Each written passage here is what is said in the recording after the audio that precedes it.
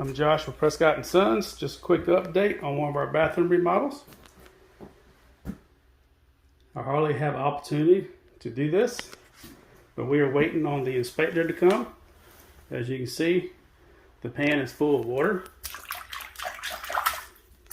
Not all contractors do this, but we do a flood test inspection before we start sticking tile. And like I always say, if it ain't orange, it ain't right. So if you guys ain't doing a flood test to making sure there's no leaks,